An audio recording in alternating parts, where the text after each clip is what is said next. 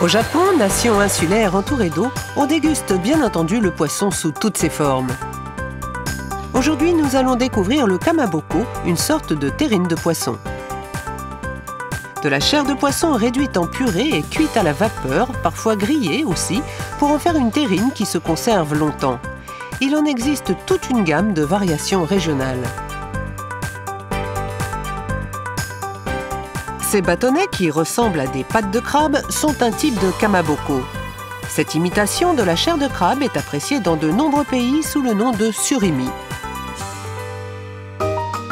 Au Japon, le kamaboko le plus populaire est une version cuite à la vapeur et présentée sous la forme de rouleaux semi-cylindriques.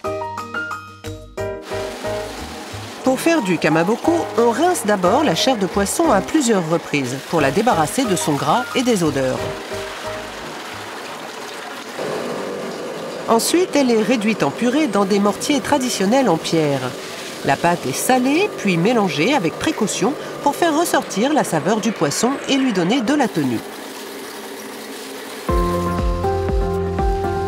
Pour finir, la pâte bien lisse et mise en forme, étalée en couches fines sur une planchette de bois.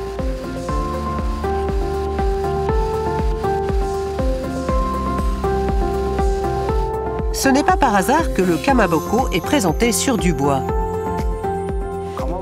On procède ainsi pour éviter au poisson de pourrir. Le bois absorbe l'humidité du kamaboko, puis la laisse s'évaporer. C'est un moyen très efficace pour garder la fraîcheur du produit. Le kamaboko a une longue histoire. Les premières traces écrites de son existence, qui remontent au XIIe siècle, décrivent comment ce mets de bon augure était dégusté lors des repas de fête. Le rouge et le rose sont des couleurs qui portent bonheur car elles rappellent le soleil levant. Ce style de kamaboko est encore souvent servi quand on célèbre un événement.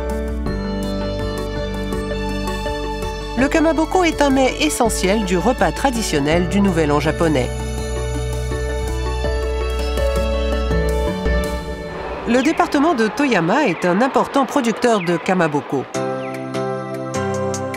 Son saiku kamaboko, aux divers motifs porte-bonheur, est particulièrement renommé.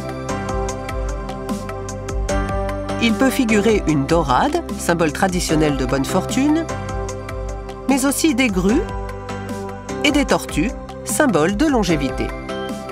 Le saiku kamaboko est servi dans tous les types de repas de fête. Ces produits sont fabriqués à la main et leur confection requiert un grand savoir-faire. La pâte utilisée pour les décorations est placée dans une poche à douille. Ici, on voit l'artisan s'appliquer à dessiner une dorade. Et ici, il confectionne les plumes de la grue.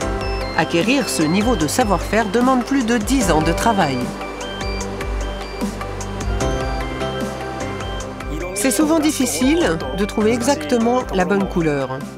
Le saiku kamaboko est un art traditionnel qui se transmet de génération en génération dans la région.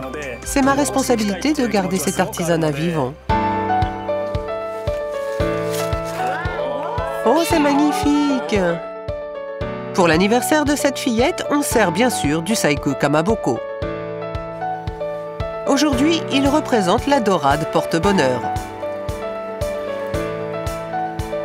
C'est bon.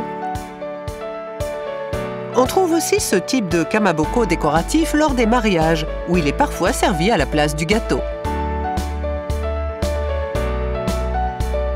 Depuis plus de 1000 ans, le kamaboko ajoute une touche de saveur et de couleur aux grandes occasions de la vie de chacun.